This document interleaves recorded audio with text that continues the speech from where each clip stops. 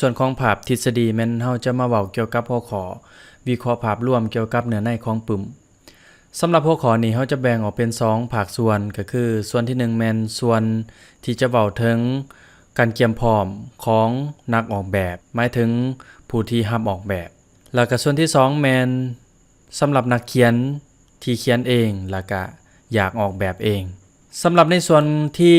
1ส่วนสำหรับผู้ที่เป็นนักออกแบบหรือว่ารับออกแบบให้กับคนอื่นมี4อย่างที่จะต้องคำนึงหลักๆก็คืออันที่1สนทนากับผู้เขียนปึ้มถึงความต้องการเกี่ยวกับการออกแบบและจัดหน้าหัวข้อนี้มีความสำคัญหลายเพราะว่าผู้ที่เขียนปึ้มส่วนหลายเขาจะมีภาพในหัวอยู่แล้วว่าปึ้มของเขาสิออกมาแนวใดโดยเฉพาะแม่นหน้าปกหรือว่าการจัดหน้าภายในดังนั้นการสนทนากับเขานี่นักออกแบบบ่ควรพลาดแล้วก็ต้องสนทนากันแบบจริงจังเว้ากันให้ลึกซึ้งถึงเนื้อในที่จะออกแบบถามถึงแนวคิดถามถึงรูปแบบของปึ้มที่เขาอยากให้ออกมาสำหรับในหัวนักเขียนแต่ว่าก็บ่ให้มันเข้ามาก้าวไกลในเรื่องของงานออกแบบของเฮาหลายให้50-50ซะเขามีไอเดีย50เฮาใส่โซ่ผลงานของเฮาออกไป 50% แบบนี้แฟร์ๆกันในส่วนของหัวข้อที่2แม่นหัวข้อสำหรับผู้เขียนบางคนที่เขาเจ้าบ่มีภาพในหัวว่าสิออกแบบแนวใดอยากได้ปกแนวใดก็ต้องได้มาเบิ่งในส่วนด้านเนื้อในผู้ออกแบบเองต้องมาอ่านเนื้อในว่ามันเขียนเกี่ยวกับหยังมาสังเกตเบิ่งหัวข้อของปึ้มว่าปึ้มเขียนเกี่ยวกับหัวข้อหยังหรือว่าหัวข้อใหญ่ๆภายในปึ้มตามลำดับอ่านสารบัญของมันทำความเข้าใจว่าตกลงแล้วปึ้มต้องการสื่อถึงหยังมันควรสิออกมาแนวใดธีมของมันควรสิออกมาแบบสว่างๆมีสีสันหลายหรือว่าดักๆครึมๆแบบนี้เฮาก็ต้องได้มาเบิ่งส่วนต่อมาสิ่งที่เราต้องรู้ก็คือส่วนของหมวดหมู่ของปึ้มแต่ละหมวดหมู่จะมีความแตกต่างกันประเภท how to ก็สิออกแบบเรียบง่ายเช่นตัวอย่างที่เราขึ้นให้เบิ่งแล้วก็ประเภทกราฟก้อนก็เป็นการออกแบบอีกแบบหนึ่งประเภทปึ้มธรรมะก็สิเป็นประเภทอีกประเภทหนึ่งสิมีรูปภาพประกอบแน่แล้วก็บ่มีรูปภาพประกอบแน่ส่วนหลายก็เน้นเป็นเนื้อในหรือว่าเป็นประเภทปึ้มนวนิยายจังซี่ก็ส่วนหลายก็จะเน้นไปที่ส่วนเนื้อในเป็นหลักและส่วนที่4ตัวนี้เป็นส่วนสำคัญถ้าว่าเฮาบ่ฮู้ไอเดียบ่ฮู้ว่าสิออกแบบแนวใดก็ไปหาตัวอย่างปึ้มที่เกี่ยวของว่าปึ้มเฮาที่สิออกแบบมันเกี่ยวกับหยังก็ไปหามาแล้วก็เป็นตัวสำคัญที่จะเอามาอ้างอิงกับนักเขียนหรือผู้ที่เขาจ้างให้เฮาออกแบบนำว่าเฮาอยากออกแบบประมาณนี้จัดหนาประมาณนี้โอเคบ่ถ้าโอเคเห็นทางเดียวกันดีที่สุดแล้วก็เฮาจึงค่อยเริ่มปฏิบัติซึ่งก่อนสิปฏิบัติมีอีกกรณีหนึ่งสำหรับผู้ที่ออกแบบคล้ายๆแบบว่ามีคนหูจักอยู่แล้วอยากให้เฮาออกแบบปึ้มให้แต่ว่าบอกกับเฮาก่อนยังบ่ทันได้เขียนเนื้อในปึ้มซ้ำคิดว่าสิได้ออกแบบให้กับนักเขียนผู้นั้นแล้วเฮาก็ต้องได้บอกในหัวข้อต่อไปเดี๋ยวสิบอกเนาะต้องได้บอกสิ่งเหล่านั้นให้นักเขียนนั้นฮู้ก่อนที่จะเขียนปึ้มเพราะว่าหลังจากที่เขียนแล้วถ้าเขาเฮ็ดตามที่จะแนะนำในหัวข้อต่อไปนี่มันสิง่ายอาจจาก 100% ในการที่เราจะจัดหน้าแต่มันสิง่ายลงมาประมาณ 50% หรือ 30% เพราะว่ามันเฮ็ดถูกต้องตามพื้นฐานการออกแบบของเฮาและในส่วนของหัวข้อที่2แม่นสำหรับผู้เขียนเองที่อยากออกแบบและก็ผู้ที่ออกแบบให้คนอื่นเนี่ยที่ต้องฮู้เพื่อแนะนำให้นักเขียนที่สิจ้างเฮาในอนาคตได้ฮู้ไว้ก็คืออันที่1แม่นต้องตั้งขนาดเจียหรือปึ้มให้แน่นอนอย่างเช่นเฮาเข้ามาส่วนของ Word เนาะก่อนสิพิมพ์ปึ้มส่วนหลายนักเขียนเขาสิเขียนอยู่ใน Word อยู่แล้วแนะนำให้เขาตั้งหน้าเจียให้แน่นอนว่าสิเอาปึ้มขนาดส่ำใดถ้าสิเอาส่ำ A5 ก็เอาส่ำ A5 บ่ให้เปลี่ยนกลางคันบ่ให้เปลี่ยนในขณะที่เขียนไปจับเบิงไปอ่านเบิงส่วนหลายนักเขียนเขาอ่านปึ้มมาหลายแล้วเขาก็คือสิฮู้แล้วว่าปึ้มเขาอยากออกมาประมาณใดการตั้งค่าถ้าอยู่ใน Word เนาะก็เข้าไป Layout แล้วเข้าไปไซส์แล้วก็ไปเลือก A5 ถ้าสมมุติว่าเป็น A5 ในส่วนของข้อที่2แม่นการตั้งค่า Margin ให้เหมาะสมตามต้องการตัวจริงและจงพื้นที่สำหรับเลขหน้าชื่อปึ้มแล้วก็ชื่อผู้เขียนตัวนี้มีความจำเป็นหลายแล้วก็สำคัญหลายในการออกแบบถ้าหากเฮาบ่กำหนด Margin ให้ละเอียดพิมพ์เพิ่มมาตัวเดียวก็เฮ็ดให้หนังสือเฮาแตกได้ยับน้อยเดียวเส้นเดียวก็เฮ็ดให้พารากราฟของหนังสือของเฮาแตกซึ่งตัวนี้มันเสียให้ง่าย เป็นขั้นตอนที่ลดระยะเวลาในการออกแบบของเฮาลงไปเกือบครึ่งก็คือ margin มันสิอยู่ในส่วนของ layout หลังจากตั้งไซส์แล้วเข้าไป margin แล้วก็มาส่วนของ custom margin ส่วนตัวนี้เฮาจะตั้งค่าอยู่มี4ค่าหลักๆก็คือส่วน top bottom left right ก่อนเฮาสิมาตั้งพวกนี้ได้เฮาต้องมาสังเกตเบิ่งเนื้อในของปึ้มเฮาก่อนสำหรับการตั้ง margin นี่สำคัญแนวใดเดี๋ยวสิให้ไปเบิ่งตัวอย่างปึ้มที่ข้อยเคยจัดผ่านมาโอเคเฮามาเบิ่งตัวอย่างปึ้มเฮาจะตั้ง margin ปึ้มตัวนี้แบบนี้เลยถ้าอยู่ใน InDesign เขาเอิ้นส่วนนี้เอิ้นว่า inside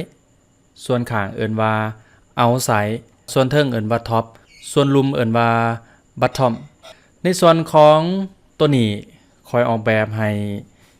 ชื่อปึ้มแล้วก็ชื่อผู้เขียนอยู่ลุมบางคนอยากออกแบบให้ชื่อ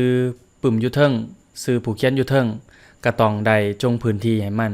ซึ่งในที่นี้เฮาก็จงพื้นที่ให้มันอยู่นี่ถ้าอยู่ใน Word เนาะเฮาก็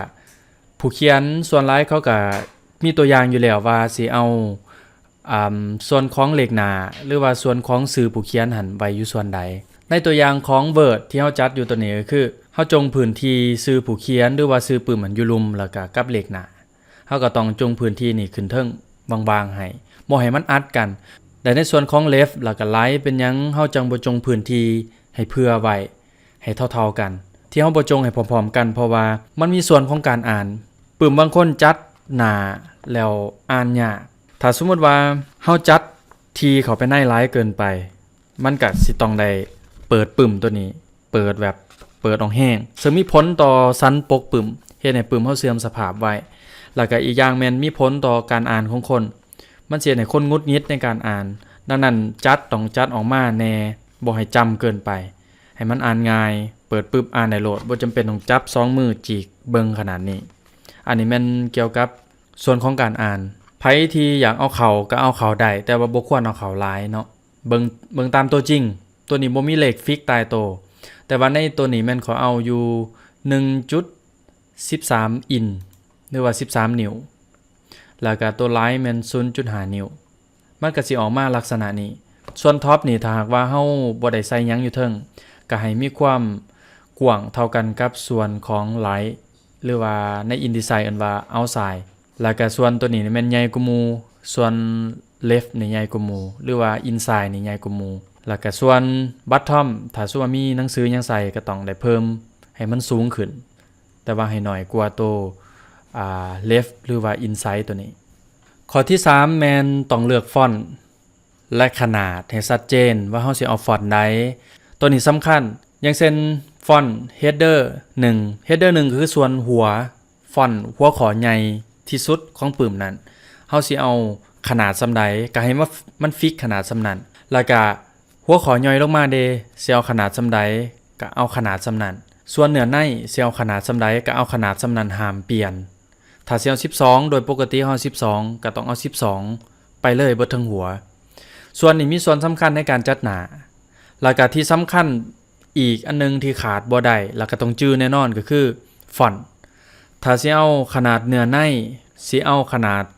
12ฟอนต์เพชรลาดสมมุติว่าก็ต้องเอาฟอนต์นั้นเบิดทั้งหัวเลยถ้าสมมุติว่าเขียนออกมาใน Word เอาฟอนต์เพชรลาดแต่ว่าเอาไปใน InDesign อยากได้ฟอนต์อื่นสิ่งที่เราบอกมา 2-3 ข้อทำอีกเนี่ยมันบ่มีประโยชน์เลยบ่จำเป็นเลยเพราะว่า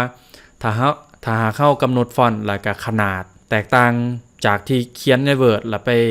ใส่ใน InDesign แล้วแตกต่างกันนี่มันก็มีค่าเท่าๆกันเพราะว่ามันสิแตกดึงไปจังได๋มันก็แตกจังหน่อยจังสิไปให้เบิ่งตัวอย่างเปรียบเทียบกันระหว่างตั้งค่าที่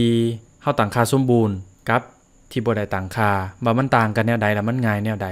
สำหรับการเปรียบเทียบนี้เฮาจะเปรียบเทียบตัวอย่างที่ตั้งค่าสมบูรณ์ถูกต้อง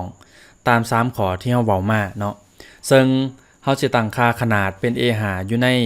InDesign นี่ตัวนี้เฮาตั้งเป็น A5 แล้วก็ส่วน margin เฮาก็สิตั้งคือกันเดี๋ยวเฮามาเบิ่งเนาะ margin ในส่วนของ top เฮาเอา